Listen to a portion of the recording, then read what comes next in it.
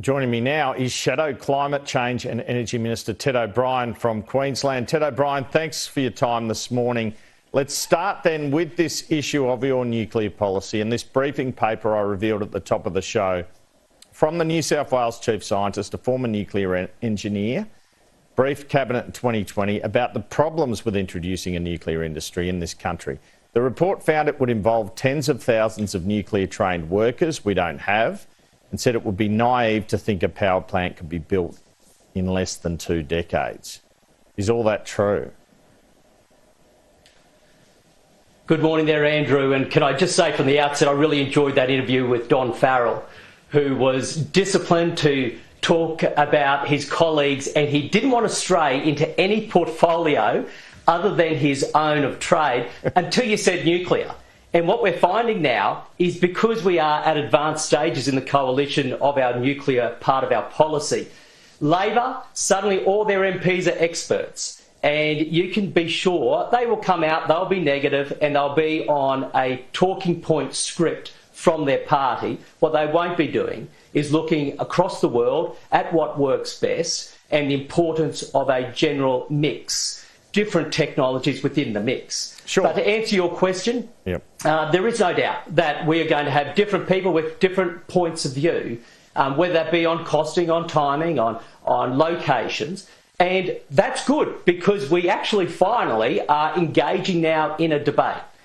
What we have seen across the world is that countries are moving more and more to have nuclear in their mix because it gets prices down, keeps the lights on. And of course, it's zero emissions. And this is why Australia needs to seriously be looking at this. You can't have over 30 economies right now with nuclear and wanting more. Another 50 in the world wanting to introduce nuclear for the very first time. And here in Australia, we are paying among the highest energy bills in the world. Our grid is wobbling, threats of blackouts. We're already experiencing some blackouts. And we need to get to net zero. So I stand with our peers. I stand with the United Kingdom, the United States, with Japan, with Canada and others who have made it crystal clear. If you want to get to net zero and make sure energy is still affordable and reliable, you must have zero emissions nuclear in your mix. Sure, but in the absence of that, you don't have a credible pathway to net zero. Okay. And we'll see in Australia prices continue. All right, but who's paying for these if they happen? Because is it the federal government? Because a couple of the states have their power generation privatised. So do you see the federal government under your plan paying for part of or all of these nuclear power plants?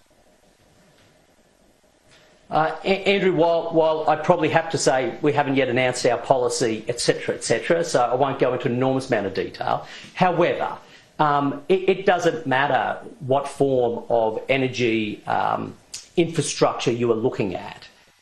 The government does play a role. That's the case today.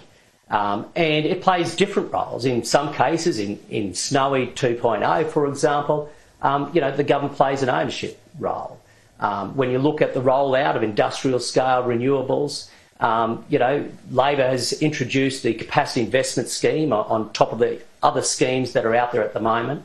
Labor won't tell us how much that costs, of course, tens of billions we assume, but it's a black hole. Labor won't say it. So look, there is a role for government, there's no doubt, regardless of the energy infrastructure type.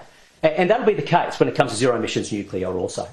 Can you confirm we're looking at you're looking at 5 or 6 sites? Andrew, we'll have to wait until the policy is announced. But I think it's fair that Australians have been asking us, saying, all right, you've made it clear that you truly believe that we do need zero emissions nuclear energy. Where are they going to go?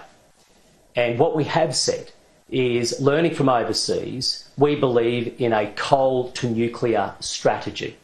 And the experts are saying the best locations are communities that have hosted coal plants for both soft and hard infrastructure reasons. Soft reasons is the socio-economic makeup. These are communities that have high energy IQ, typically workforces that can easily transition.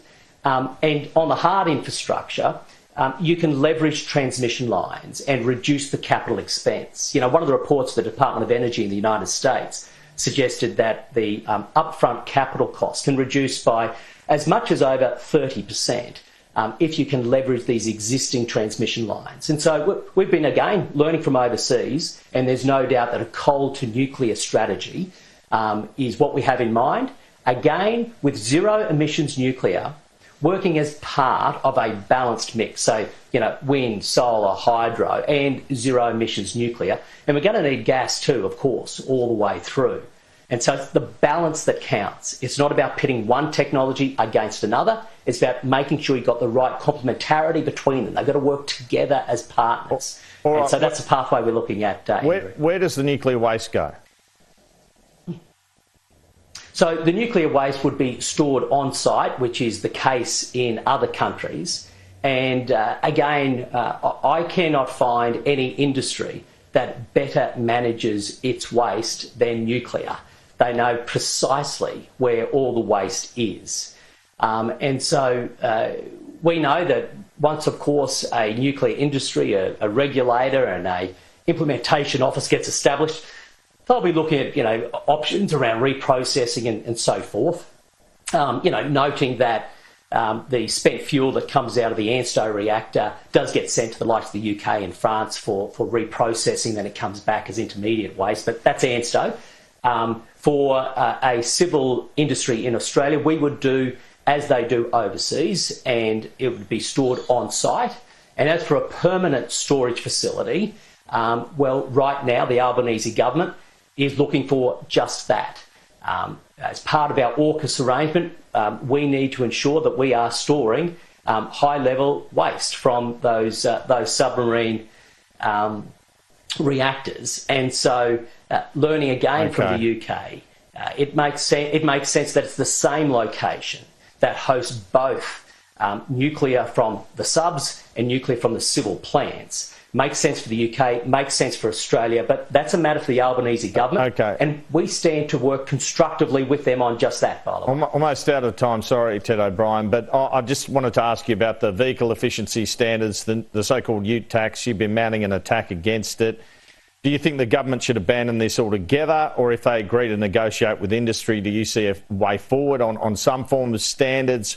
What about the argument only Russia doesn't have these standards? What about the argument in the papers this morning Chris Bowen's put out it could save people up to $1,800 a year on their petrol?